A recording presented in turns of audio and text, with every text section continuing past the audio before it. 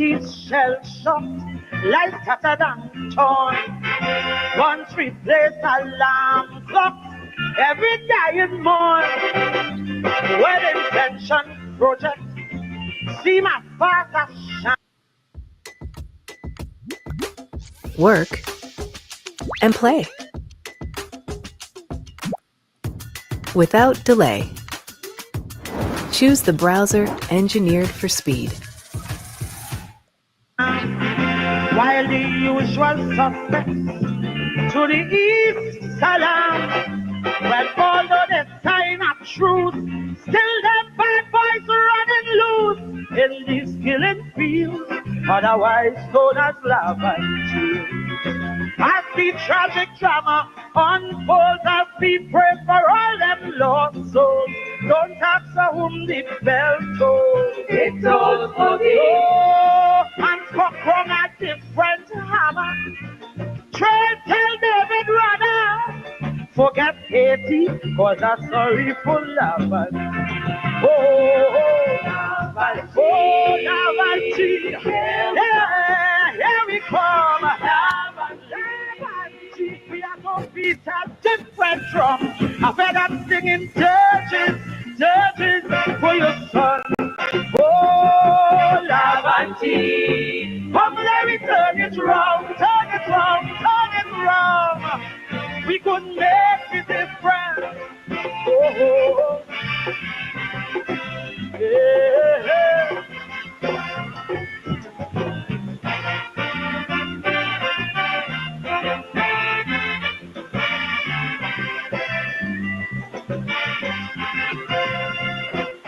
For what profit, son? Tell me what gain you stayed in your pocket from dirty cocaine or high brand sneakers, diamonds and chains. For your new master, you blow out your brother praise for misguided respect and rank, and it sits him up what he planned in this killing frenzy. Is it Beirut or Lavant? As the video footage unrolls as crime spirals out of control, don't ask for whom the bell tolls. It's all for as material values we choose over moral values. I say forget Iraq, the real war's always Lavant. Sing with me, over Lavanti. Here we come. Oh, here we come. Over Lavanti, you are to beat a different drum. I've heard them singing dead song, dead hymn for your son. Oh, over Lavanti. Come let me turn it round, turn it round, turn it round. Yeah.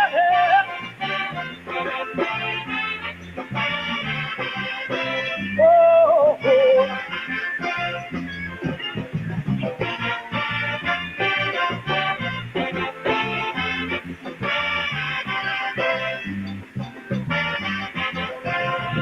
Even quiet Tobago with crime knowing a teacher shortcutter to shut up incest.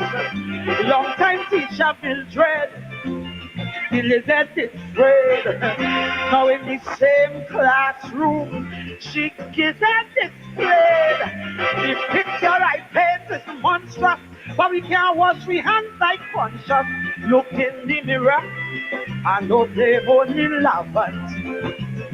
As for the bosses are paroled, as we will load up the next hole. Don't ask for whom the bell tolls. It's not for no. As material values we still choose.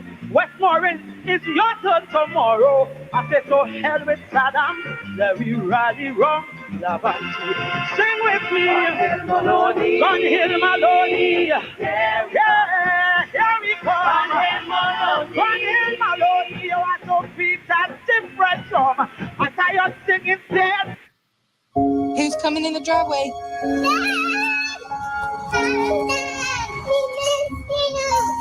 Come, there's him for your son. Oh, Gun Hill Maloney. Come, let me turn it round, turn it round, turn it round.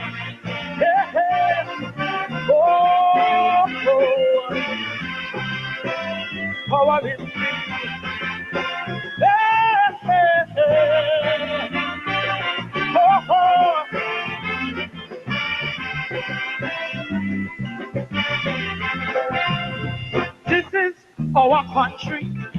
We must win it back. This freewheeling crime spree. We must all attack that illegal weapon of which you know could spell oblivion for you tomorrow. Look, that criminal we have, that we call friend or brother, could become like Judah for you tomorrow. As the record gets this unfolds, as crime creates a dark hole, don't answer whom the bell tolls. It tolls for no, from pauper to business tycoon, no one is safe or immune. So resolve this crisis, bring back values to TNT. TNT, oh TNT, here we come. TNT, we have to beat a different drum. I've fed up singing dead songs, dead hymns for your sons. Oh, TNT, TNT, come let me turn it round, turn it round. TNT, here we come. Oh, TNT, I want to beat a different drum. I want to sing a glad song, a happy song for your sons. Oh, TNT, come let me turn it round. TNT, TNT, here we come, TNT. We are to beat a different drum. I want to sing a merry song, a happy song for your son. Come with me, TNT. Come let me turn it round. TNT, TNT. Here we come, TNT. We are to beat a different drum. I want to sing a happy song, a merry song for your son. Oh, TNT. Come let me turn it round, TNT. Here we come. Oh, here we come. TNT. We are to beat a different drum. I want to sing a glad song, happy song for your son. Oh, TNT. Come let me turn it around. TNT, TNT. Oh, TNT. Oh, here we come. TNT. We have to beat a different drum. I want to sing a merry song, jolly song for your sons. Oh, TNT. Come let me turn that wrong. Making men stay. And welcome to today's edition of Politics 101. The voice there of Singing Sandra Devines. Singing Sandra. For whom the bell tolls, Quite an apt calypso. As you know, our sisters and brothers over there in Trinidad and Tobago, the government has had to call a state of emergency as the crime spree, as they call it, went in overdrive over the holidays, coming on to the end of the year in Laventille, Mova Laventille, where there was a bloodbath there. And the Prime Minister has called a state of emergency, not for the first time, as crime has gotten out of hand there. As they say, when your neighbor house is leaking, you stand by. We show all the characteristics of Trinidad and Tobago, demographics, almost the same. We're Caribbean, history, culture. And of course, as we say, pay attention. We are not far behind the rest of our Caribbean sisters and brothers as far as this crime is concerned. As far as crime is concerned, we know in Guyana that crime is a problem, and we know that there's the political element to crime in Guyana. People have been telling me that whenever the PPP comes to office, invariably, and inevitably, crime follows. As we show solidarity with our sisters and brothers in Trinidad and Tobago, and we know lots of Guyanese are there. We pay attention to our own country. Good evening and welcome to you all. I know many of you have been wondering what is the situation of politics. 101, we took 2 weeks, 2 weeks holiday. It was Christmas and New Year, and we took the opportunity to get some rest and refuel and be ready. Happy New Year to all of you. Happy New Year to all of you. I managed to say Merry Christmas and Happy New Year on Facebook, and we have not had a show since then. Merry Christmas. It's gone. As we say, it's the Christmas season. And of course, Happy New Year. We're into 2025. We're into 2025. Good evening to all of you, wherever you're joining us from. If you're joining us from Trinidad and Tobago, stay safe. Stay safe. Those of you joining us from further afield in the Caribbean, it is always a pleasure to welcome you to our program.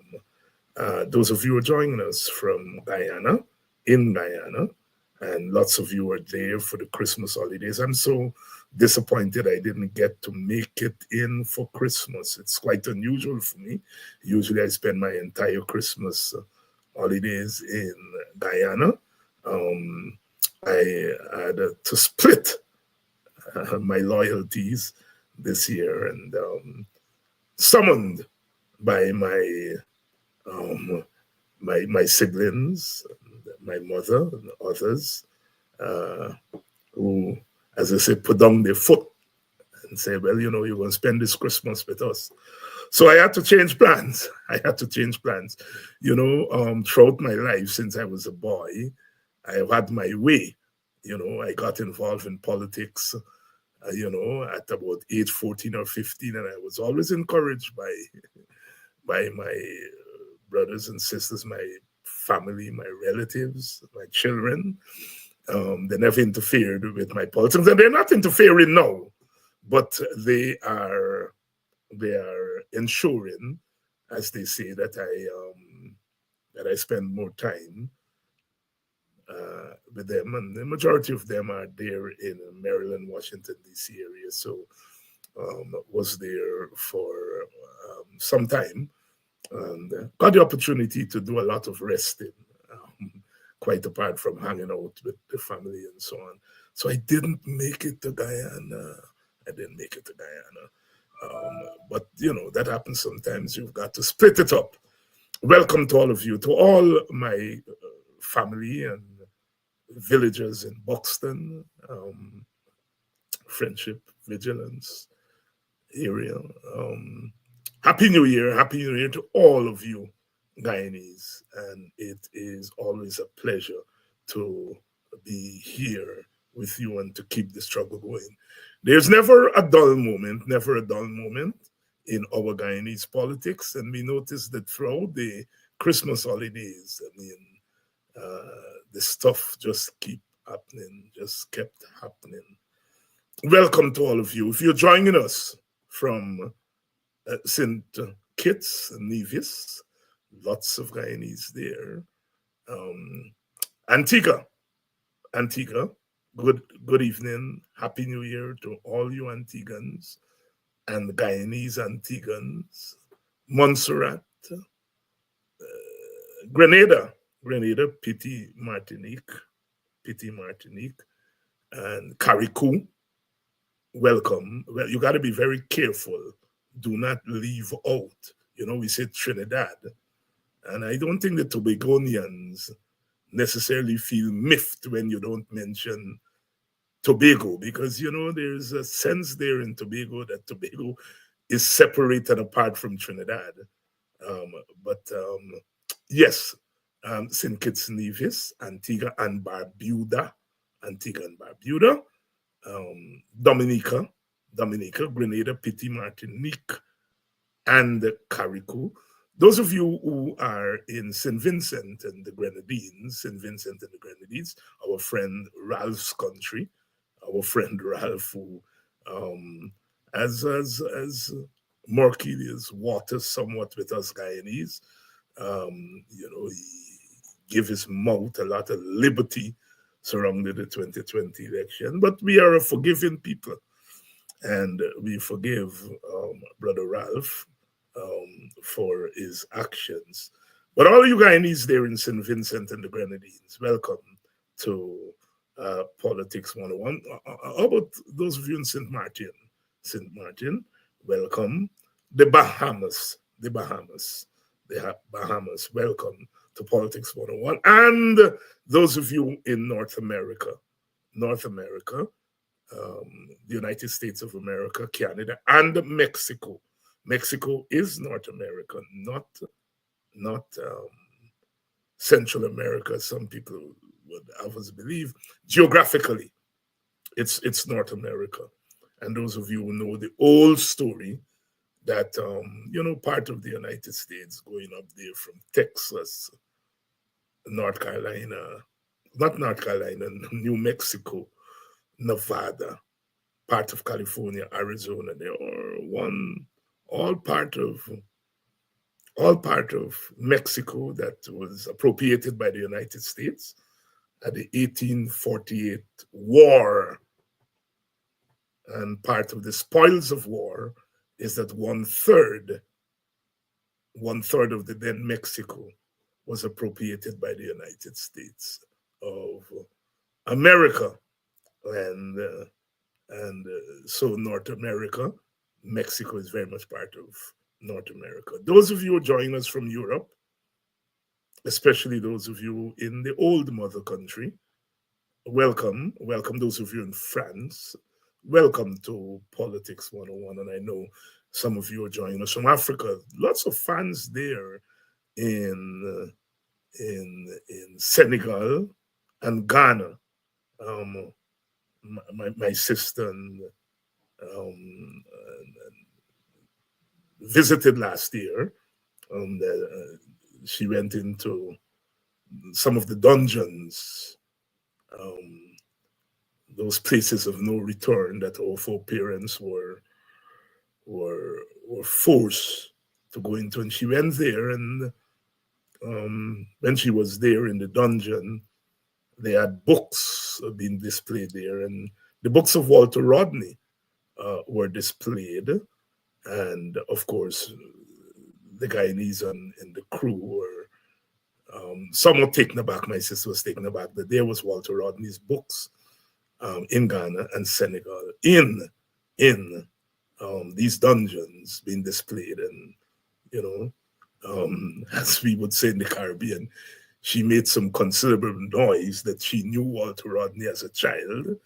He would come to our house because that was the meeting up place in Buxton, and Rodney and all the others would come there and chill out in the little house before meetings and so on. So my siblings had a chance to meet Rodney, and so the people wanted to know if she was going crazy, and she said, well, no, she was just moved by the fact that somebody that she knows is being treated with such dignity and respect in Africa. And she steered them to our program. So we have lots of Senegalese and Ghanaians on our program here in the evening.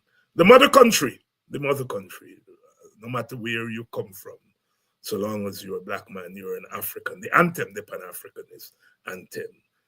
Good evening to all of you. It's good to be back. It's good to be back. It's good to be refreshed, I missed you all, and I'm sure you all miss Politics 101, but we're back. We're doing well. A little flu, but that comes with the turf here in Arizona. The temperature moves from one extreme to the other, and so the body's always, the immune system is always trying to catch up. And so we refer to Arizona as flu state, but quite apart from that, we're doing well.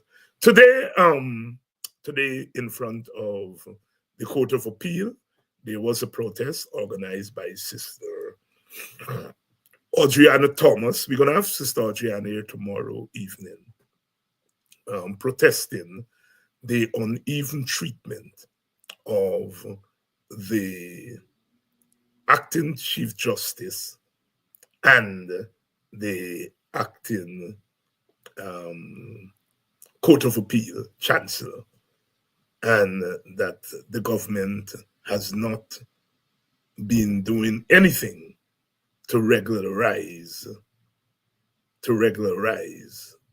the appointments of those two sisters.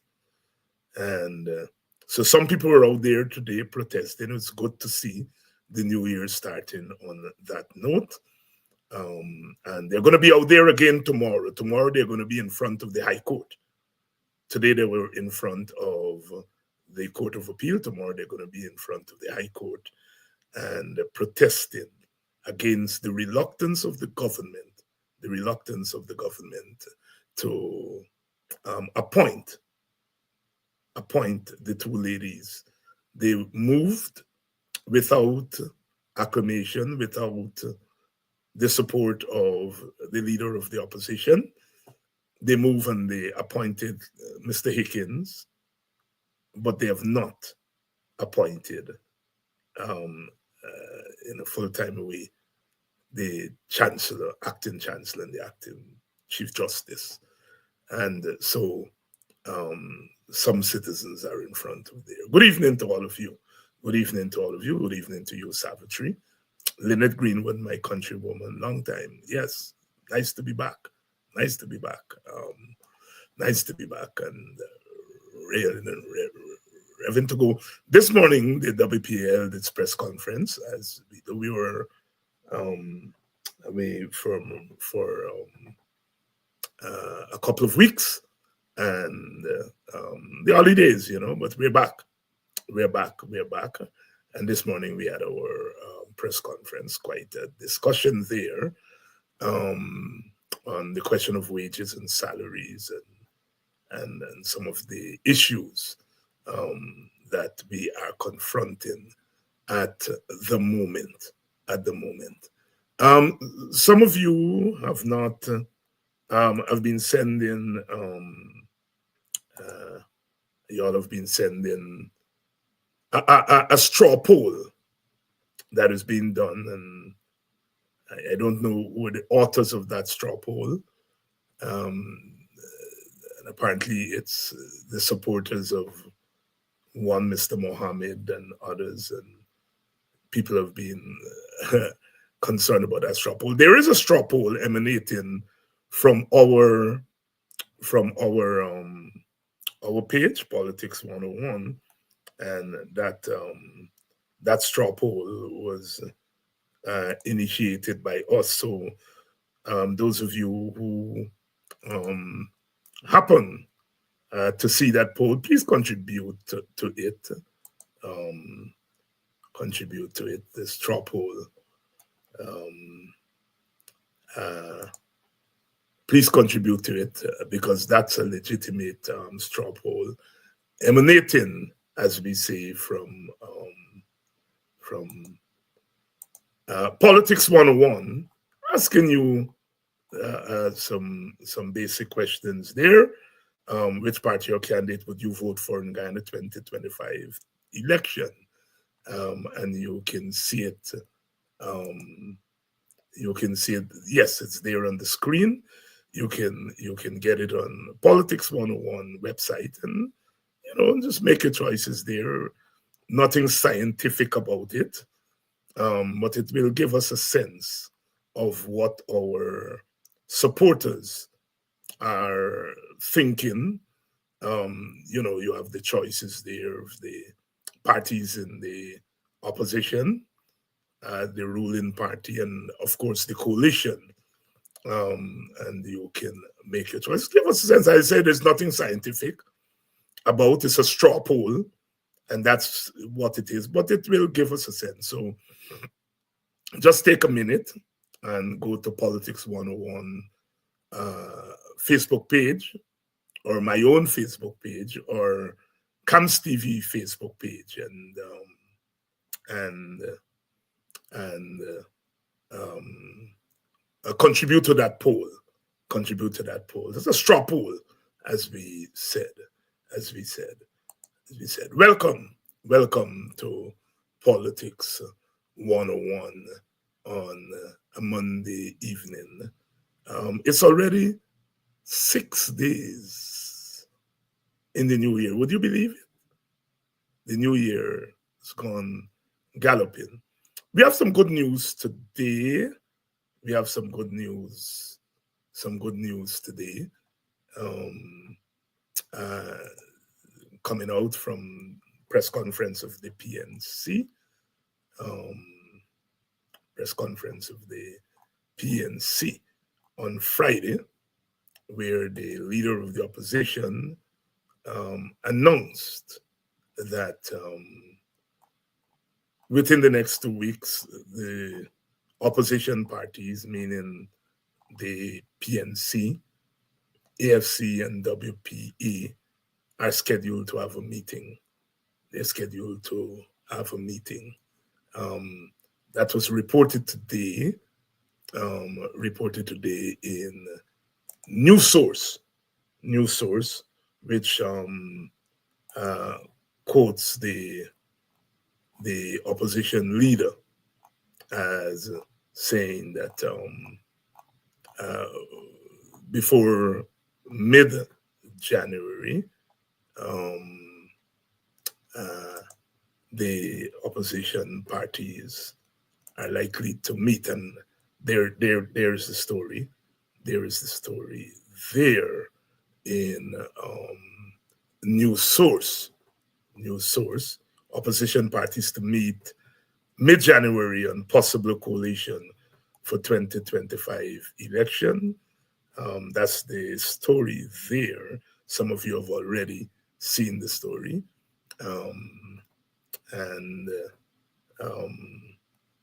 Here's hoping, because so many of you have expressed concern. The leaders of the opposition political parties are planning to meet to discuss potential collaboration ahead of the 2025 general and regional elections. And while confirming plans for the meeting, leader of the opposition, Aubrey Norton, told reporters on Friday that specific details of the meeting are still to be completed, but the parties are likely to hammer out the process by the middle of this month.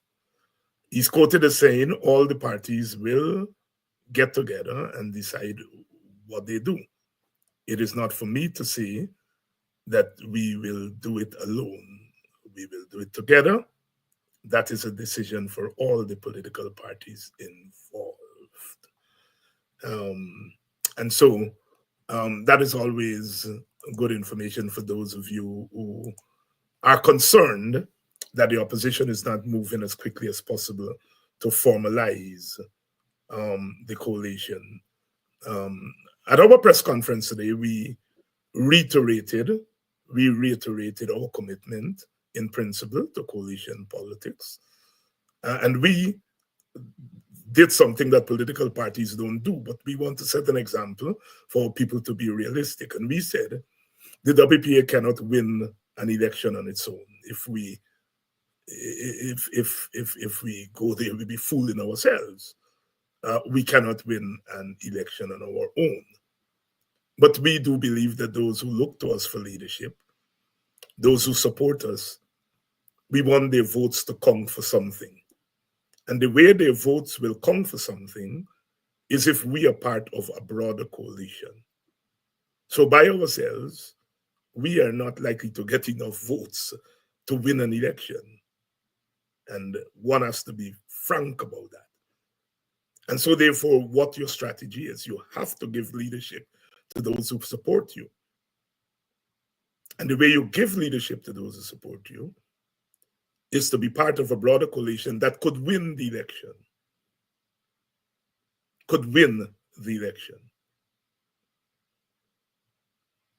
Our position is very clear. The PPP has shut the door to any thought of a national government.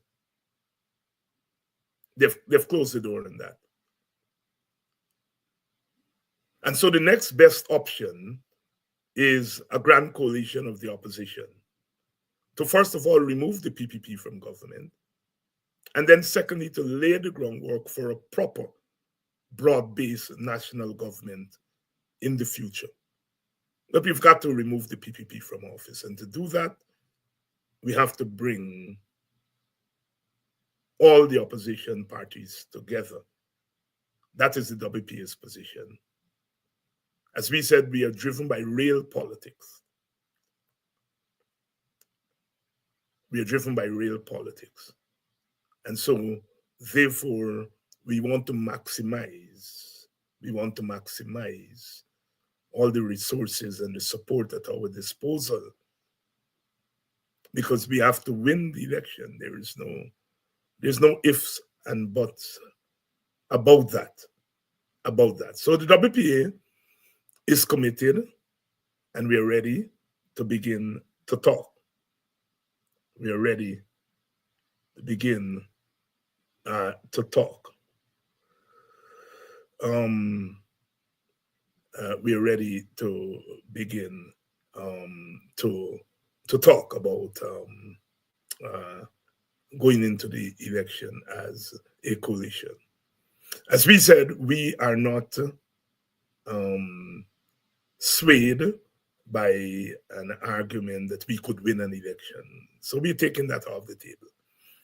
We have a presidential candidate, but we are not putting up our presidential candidate as a candidate for the coalition. So we are not giving ourselves the burden of having to go through all kinds of hoops. We are not swayed by the old notion that we could win an election alone. We can't. And we are not putting up our candidate as a presidential candidate, not in the first instance. Not in the first instance. And so those are irritants, to coalition politics. We are very concerned about what we put before our people, what we put before our supporters, and not necessarily the who. The who is important. Who leads the ticket is important, but we feel that there are other important factors. It's the what. And WPA is saying that we are going to ensure that we do not let our supporters down.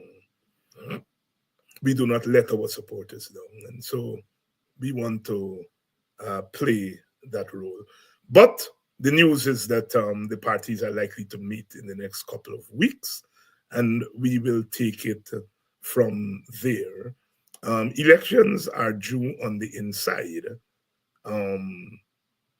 technically speaking, by August, on the outside by September. The government could call the election before that. It is not likely that they're going to do so, but there's nothing stopping them from calling an election before August of this year.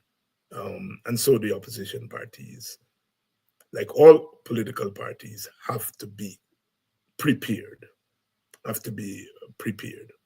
Welcome to Politics 101.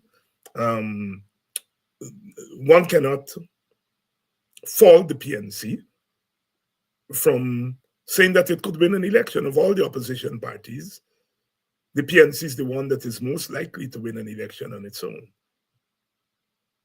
But the PNC under Aubrey Norton has said that although it could win an election on its own, it prefers to go in as part of a coalition. The chances of winning as a coalition are much better than as individual parties. The WPA does not feel that we should go for what some are calling a minority government.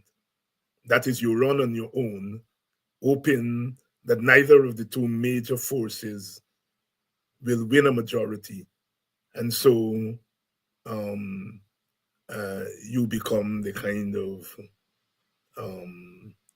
go-between the two parties We do not believe that that is a wise approach, because you can have a minority government, but if that minority government is the PPP government, what are you telling your supporters? What are you telling your supporters? You take their vote to create a minority government? No. Our position is that we ask for your vote so that we can be part of government. We can be part of government. That's why we are asking you for your vote. See, when we talk about a minority government, we are assuming that the political parties are ready for a unity government, because that's what a minority government is likely to be. That, if you go to the election, the PPP wins the most votes, the PNC got the second most votes, but neither of them has a majority. And somewhere or the other, you are there, and you feel that you can get them to act in a certain way. It didn't happen in 2011. There was a minority government. There was a minority government. The PPP, by virtue of the presidency, controlled the government. And although the AFC had the balance, they couldn't control the PPP government. And the government stayed in office for almost 4 years. We do not believe a minority government is the answer to Guyana's problems. Ultimately, the answer to our issues is for a broad national government that includes all the political parties. And short of that, we have a government of the willing. We have a government of the willing. That is, those who are willing to be part of a coalition. Our constitution does not allow for coalitions after an election. We saw, people were swayed by the joinder issue. And now we're having problems because GCOM is saying that even if you join, only the party with the most votes will be represented in parliament. The belief was that the parties could divide the seat among themselves. GCOM is saying that that's an error. I suppose we will have to go to court to find out what the court thinks about that. But the joinder is not an option for sharing. And so therefore you have to go into an election. Before the election, you have to form your coalition before the election. That is where the Constitution leaves us. And so WPA is saying that minority government thing, we are not into that. We rather pool our resources before the election, campaign as a coalition, and govern as a coalition in the first instance. Coalition politics is never easy. Never easy. Because at the end of the day, you will have to decide how the spoils of office will be distributed. What goes to the large party, what goes to the medium party, what goes to the small parties, what is the criteria, and all of that stuff. It is not easy. Coalition building is not easy. But if there's a commitment on the part of the leaders, then it makes the job easier. As someone who was part of the process in the last coalition, I am not sure that the then leaders of the PNC were committed to coalition. I want to take Brother Robert Corbyn out of that, because Robert Corbyn is the one who negotiated the APNU charter with the WPA and others. And he was committed to coalition politics. It's a pity that he didn't stay on to run for the presidency, because he was committed. I don't think the other leaders who ran the show after Corbyn was shunted aside that they were committed to coalition politics. Certainly not at the level at which Corbyn was committed. And so the challenge for Aubrey Norton here is to show that he is committed to coalition politics, that yes, he is leading the largest party in the opposition, but that he's committed to coalition. And given his rhetoric, what we are hearing from his rhetoric, he has expressed that commitment. One is never sure, because, a leader may express a position when he doesn't have power, but once he gets power, he changes his mind. That is possible. But if we take Norton by his word, he has expressed a commitment to coalition politics that we have not seen, we did not see among most of the major leaders while we were in office as a coalition. So we continue to witness, we continue to agitate, we continue to fight so that we can do what is right for our country. I don't want to be biased. So that is why I'm being very careful here. I've worked very closely with Norton since he has become the leader of the PNC and the leader of the opposition. And I do think that he's committed. That is my personal view. But my view may be biased. My view may be biased, and I don't want to impose that view. I don't impose it on my own party, and I don't want to impose it on the country. I'm just saying, given the experience that we have had under Corbyn, under Granger and the others, and now under Norton, I can say from a personal point that I think Norton's commitment to coalition politics is steadfast. Is steadfast.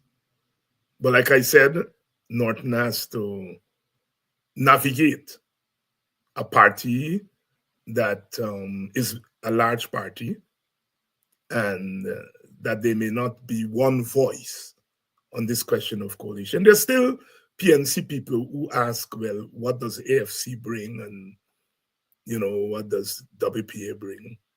And it's a fair question to ask, but real politics have to. The PNC can take us to 49.9% of the vote. That doesn't win us government. We still have to have that 0.1% of the vote.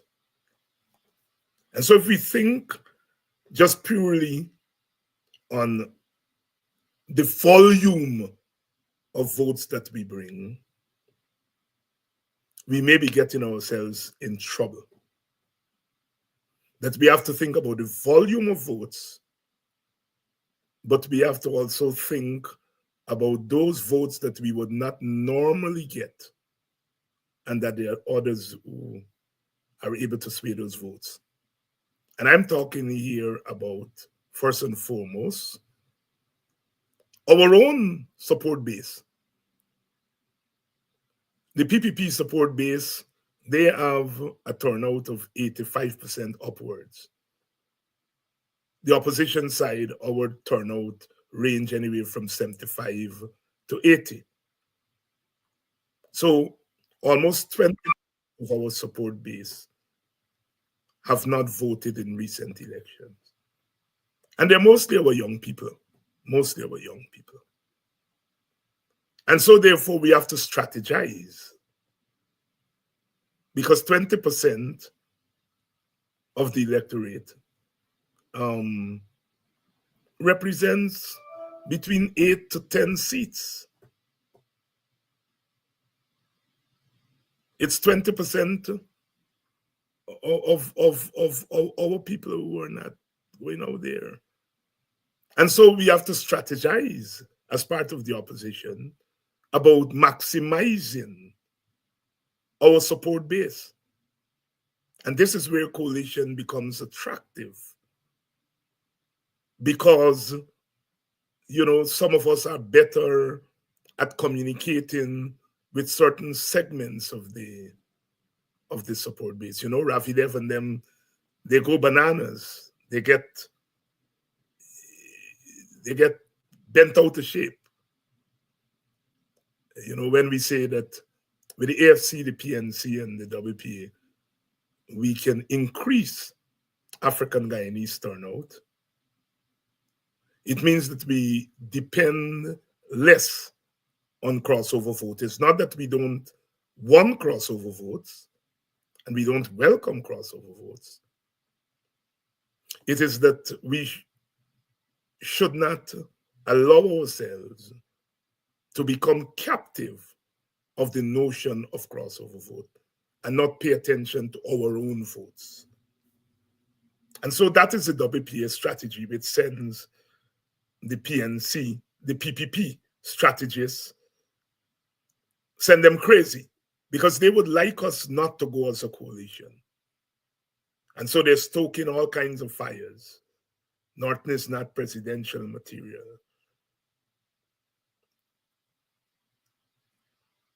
Nigel Hughes is presidential material. The WPA doesn't exist. Norton should not worry with the AFC and the WPA should go. They would like to confront the PNC on its own. They think they have a better chance of winning if they confront the PNC on their own, on its own. But when it comes to a coalition, they know that their chances of winning decrease considerably. And so coalition for us is a plus. But we have got to make it work. We have got to make it work.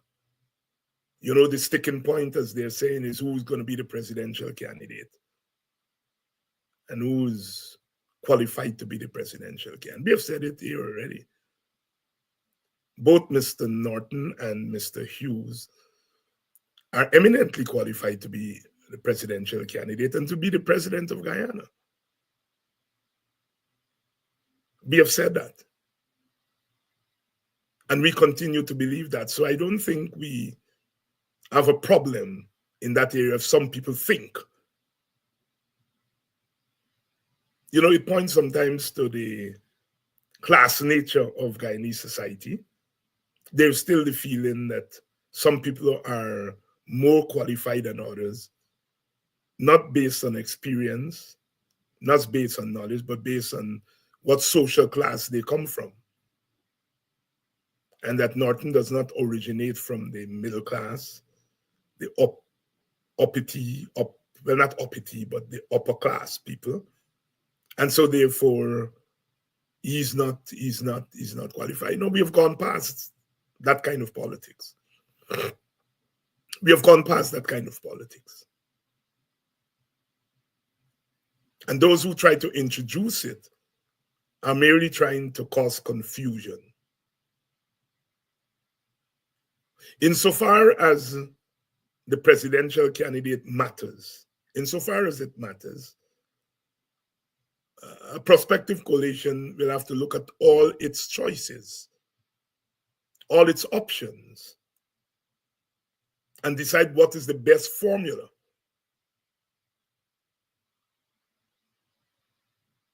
But we should not fall prey to division, because that's what they're trying to do. They're trying to divide us. Good evening and welcome to Politics 101. Tomorrow, the protesters led by Sister Adriana Thomas, they are going to be in front of the High Court, protesting against the government's refusal to substantially appoint Roxanne George and Yonette Cummins, Justice George, and Justice Cummins. They're appointing others, but they're not appointing those two Black women. And so people are on the streets and are asking why. They were out there today, and they are going to be out there tomorrow again. And this is the kind of grassroots intervention that we would like to see. We would like to see. Political parties are much more careful about going on the road, going on the streets. It's been a sore point since last year. But that does not prevent grassroots organizers from going on the streets and let your voices be heard. A good evening to you, wherever you're joining us from. Welcome to Politics 101. We're discussing coalition politics and the virtues of coalition and what our chances are. It's a new year, but the old woes continue. Blackout continues. And I'm always amused at people who talk about development in Guyana. How the hell can you tell me that Guyana is developing when we can't get our power supply right? I grew up in independence. I grew up with blackout. And I'm now a big man. I don't think I've reached the point of an old man yet, but as we would say in Guyana, it's a big man. I'm a big man. And we still have blackout. You cannot tell me that you're developing a country when something as basic as getting your power supply right, you cannot get. We have to make the distinction between growth and development. There's growth in Guyana.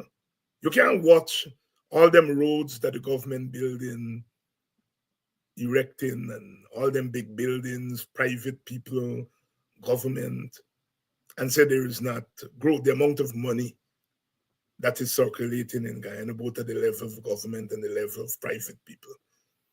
And then there's growth. But that growth does not lead to development. Development is about how you're able to transform the society, how you're able to bring about qualitative change in the lives of the people in the society, how your institutions work to move the society from one point to the next. That's development. When you're talking about development, you're talking about development of people, first and foremost. Development of institutions. Development of your political culture. So it's good to see roads. It's good to see buildings. It represents growth. It will be captured in the GDP. But would it be captured in the quality of lives of the people? And the answer is no. The answer is no. So what we have in Guyana is not development. I mean, Jack and them talk about development, and they don't want to see development. We want to see development. That's why we're in politics. But to give people $100,000 and to say, tell them, go develop yourself. Irfan Ali and his government people, they will blow $100,000 in half a minute. What $100,000 can do to help people develop themselves? You can't take $100,000 and put it down on a house lot.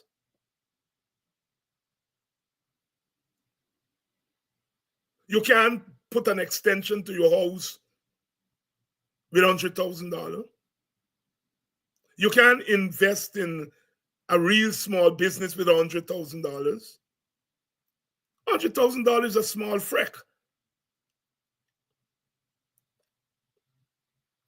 It's a small freck. And for the government to tell us that this small freck would help Guyanese to develop themselves is really an insult to us.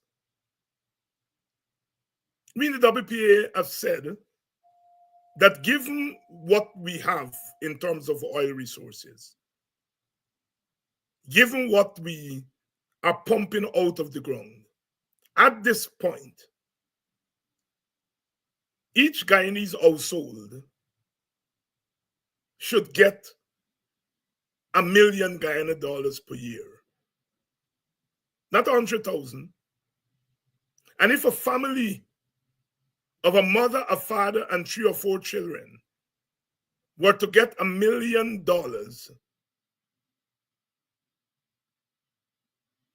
you can put down that $1 million on a house lot. You can take that $1 million and invest it in starting a small business. You can put an addition to your home with $1 million.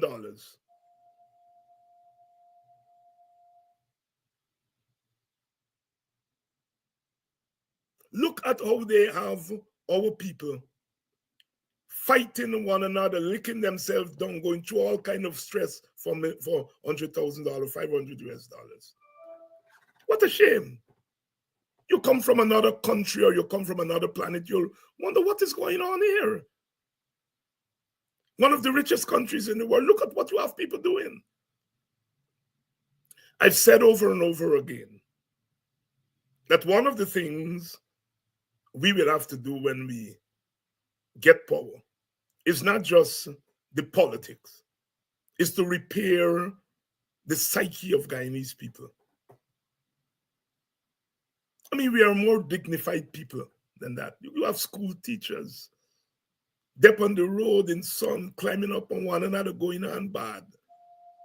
These school teachers have children who they have to set example, and you turning them into monsters. And I believe in my heart of hearts that the PPP is doing this intentionally. There is something that gives them joy to see the supporters of the other party behave in that manner.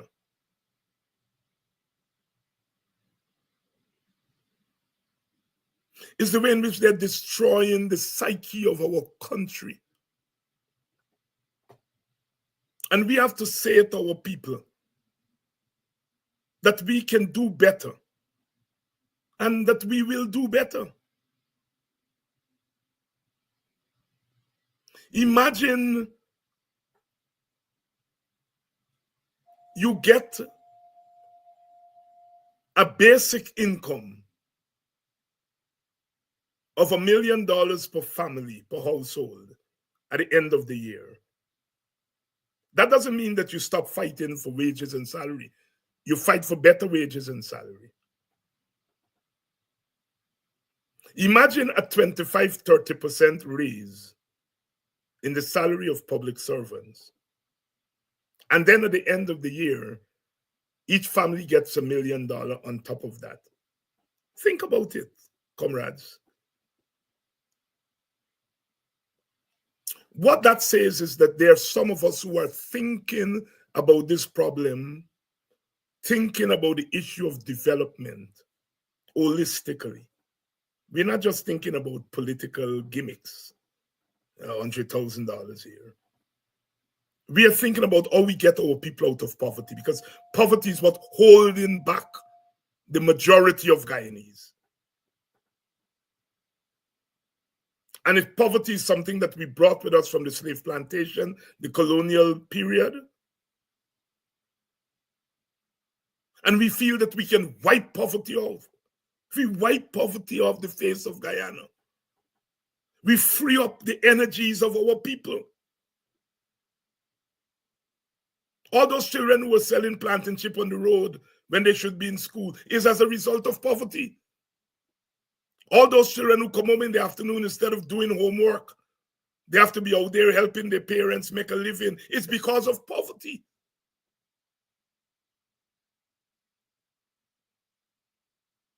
All those people who are not able to go see the doctor on a regular basis, so many of our people we are dying. They're sick, but they're not able to go and see the doctor. They can't afford it. And they feel that if they go to the public hospital and the clinics and so on, they don't get the necessary care. It's because of poverty. So when we in the Working People's Alliance say we want to get rid of poverty, that is what we are talking about when we talk about moving from growth to development. Using the growth in the income that we are getting from oil and gas to free up the energies of our people and to make them much more productive citizens, to make them much more secure. You all know what it is to go to bed knowing that tomorrow the car is at the mechanic and you can't raise the money to get the car out from the mechanic. You go to bed at night, your blood pressure gone up. There's no economic security in poverty.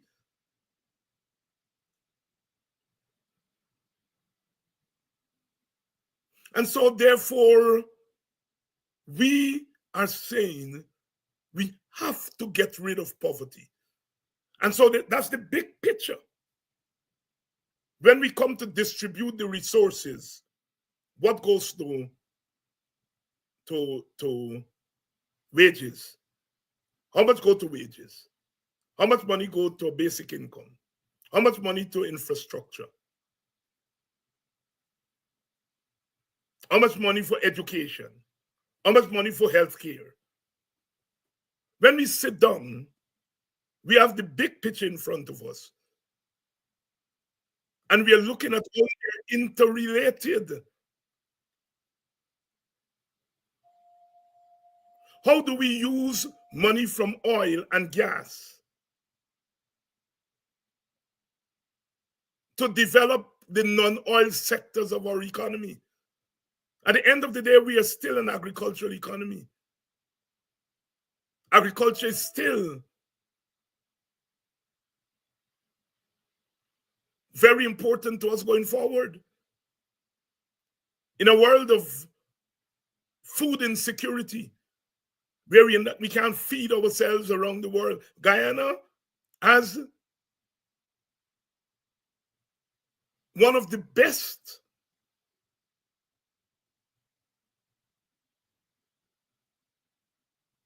opportunities to feed ourselves and to feed others. How much do you take from the oil and gas? Not to pour into sugar, which is losing so much money every day, but it's how do you make the sugar industry a profitable industry?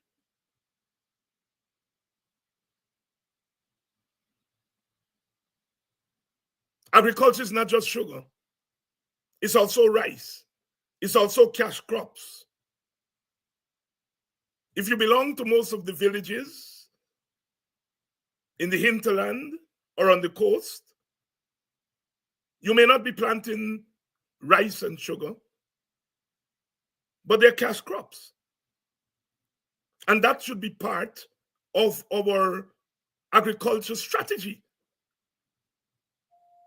So where this government is falling down is in its inability to think big, to think strategically, and to think sensibly. Do they have the capacity? I assume they do. Do they have the political will? No. because their objective is to use oil resources to, first of all, remain in power, and second, to put it into the coffers of their friends, their family, and, as the PNC people say, the favorites. They're not interested in development. And so you go in a village, Indian village, African village, Amerindian village, you toss a few pennies to them and you tell them that's development. You're fooling them. You're making them asses. And they're not asses. This government has not engaged in 1 ounce of development over the last 4 years. And it is best placed than all previous governments to launch a developmental initiative. Best place. But it has not engaged in that.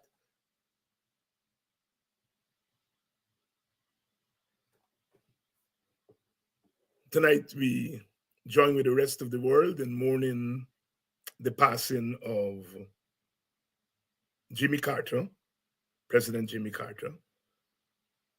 He's one of my favorite presidents, if not favorite.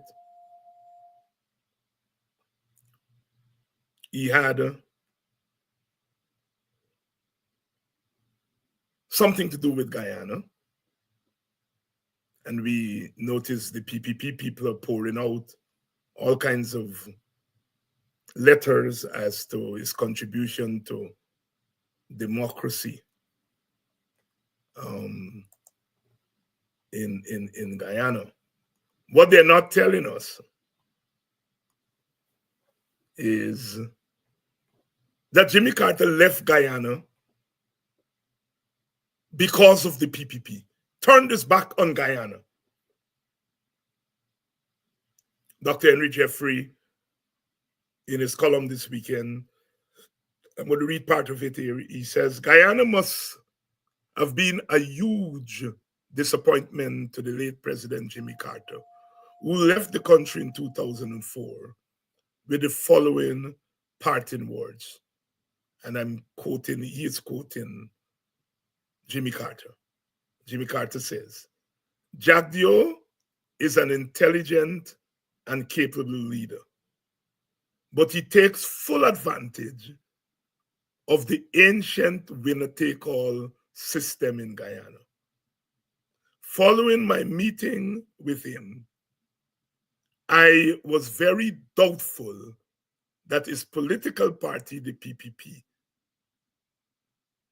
would commence new dialogue with the PNC, be willing to make any substantive moves to implement the National Development Strategy, share political authority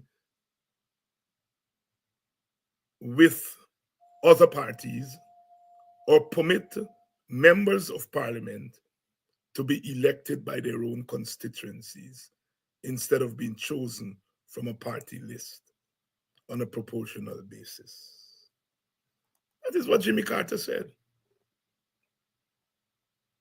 Walked away from Guyana, 2004, wash your hand. And you read the nonsense that they're writing in the paper about how he saved democracy in Guyana.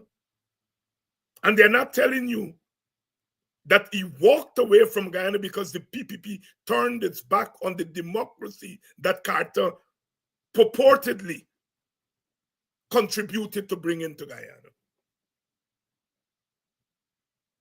You heard Jimmy Carter there in his own words. The PPP does not want to share Guyana. It does not want to share resources with Guyanese. It does not want a democratic Guyana.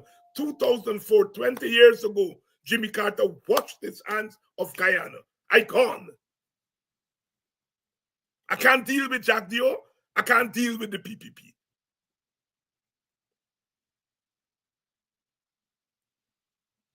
Jimmy Carter purportedly came to end PPP, PNC dictatorship But he left wringing his hands at the PPP dictatorship. You all hear me? Carter purportedly came to end PNC dictatorship. But by the time he left, a decade later, the PPP had developed its own dictatorship, and Carter would have nothing to do with it. The ironies of life, political life, and history. You're not seeing that in the papers.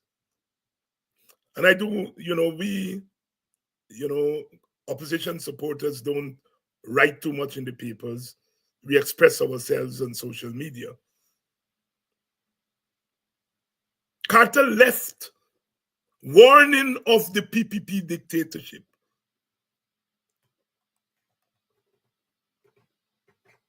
The falsification of history. That's what the PPP is into. That's what the PPP is into. The falsification of history. We are talking about the PPP dictatorship today. 20 years later, Carter warned of it in 2004. Again, Tata. Because in Jagdeo, I see a dictator.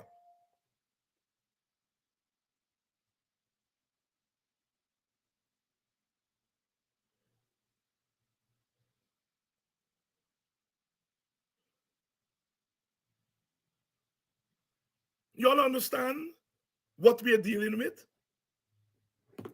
You all understand what we are dealing with? In our case in the WPA, we fought against the PNC dictatorship. And people are saying, well, oh God, you're fine with PNC dictatorship and you all with the PNC, join with the PNC too. Because the PNC today is not a dictatorship. The dictatorship is the PPP. We are consistent. Oh, you all fighting against the PPP because you all don't want Indians in power. But when we fought against the PNC, was it because we didn't want Africans in power?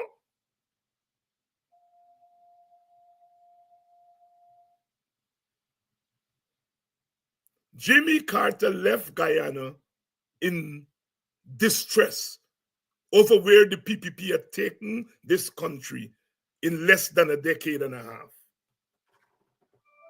In less than a decade and a half. And we have to let you all know that information so that you don't fall for the nonsense. I am very jealous of knowledge and information, largely because I come from social origins in which education should not have been part of my day-to-day being. And that is true for almost all of us. And so education has really led to a transformation in our lives as individuals. And that is why we take education serious. And for us, education is not just reading and writing and spelling and counting. It's about developing a worldview, developing a sense of belonging to something larger than ourselves. It's about accumulating the type of information and the type of knowledge that is going to help your society to move from the place it was when you were born. I was at a little function. I was at a little function in Maryland the other day. As usual, the talk is always about politics when Guyanese people meet. It doesn't matter whether it's Christmas night or Boxing night or whatever the case may be. And of course, my presence probably helped with that. And this young lady was very vocal, but she pulled me aside and I was about to say she whispered in my ears, but she wasn't whispering. Other people could hear her. She said, Dr. Hines, what bothers me more than anything else is that you all on the opposition side bright more than them PPP chaps. But sometimes when you listen to PPP chaps, it looks as though they bright more than you all. And I thought about what that young lady said. I thought hard about what she said. First of all, she's acknowledging education as an important aspect of our lives, an important commodity, if you want to put it that way. And secondly, she's saying that we are not using our education on the opposition side enough. And that we are sometimes allowing these people who are less knowledgeable about issues, who are less knowledgeable about the economy, who are less knowledgeable about how society like ours works. We are allowing them to look as though they are the ones who have the knowledge and the education.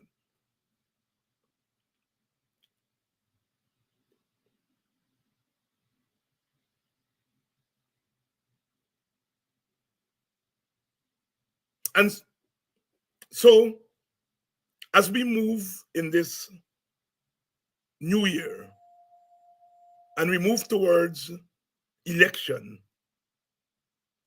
we have a lot of heavy lifting to do. First of all, we've got to make sure this election counts for something. And it's not going to count for something if there are no biometrics, there's not a clean voters list, and there's a compromised GCOM.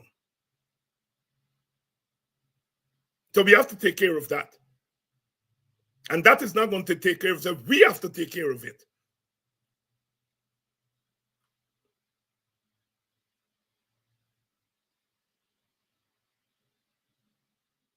It is our only means of removing a government.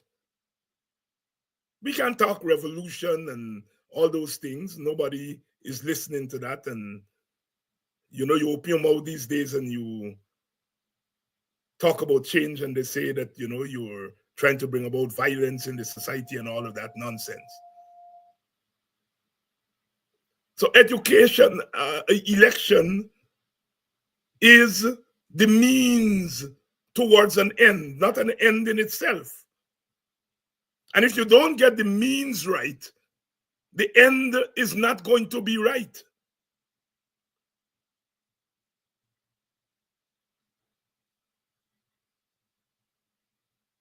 This is no Canada where Justin Trudeau, after 10 years, said, I've had enough, I'm done, I'm gone.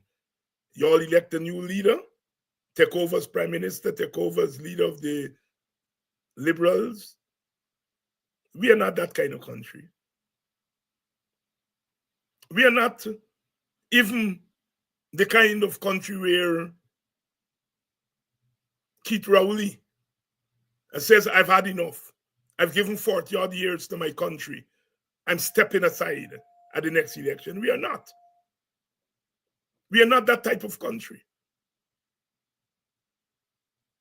And so it is very important that we take our elections seriously. If you win an election in Guyana, you win everything. If you lose an election, you lose everything.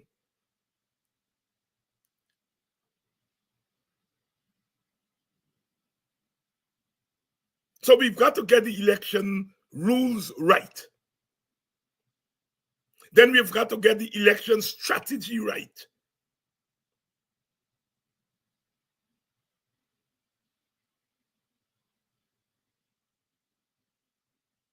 And of course, the tactics that go with that.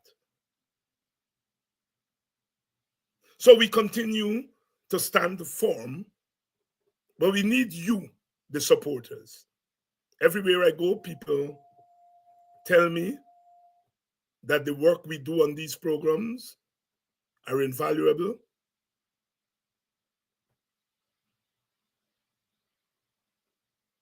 And we welcome that.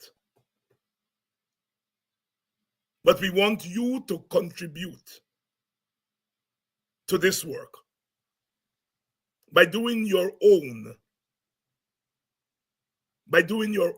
work. Work among your family, among your villagers, your countrymen and women, in trying to get our people ready. And we must not be shy to say that we are humans, we made mistakes, and we are going to make mistakes going forward. But we cannot get worse than this that we are experiencing in Guyana at this moment. For whom the bell tolls, says singing Sandra. Come, let me turn it round. Come, let me turn it round. We have to win an election, but we have to turn our country around and steer our people in a direction where they do not see themselves as animals, or they're not allowing themselves to be treated like animals. When I look at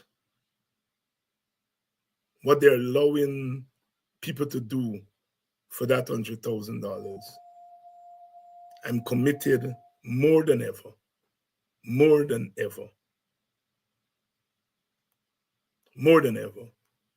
to the removal of this government from office.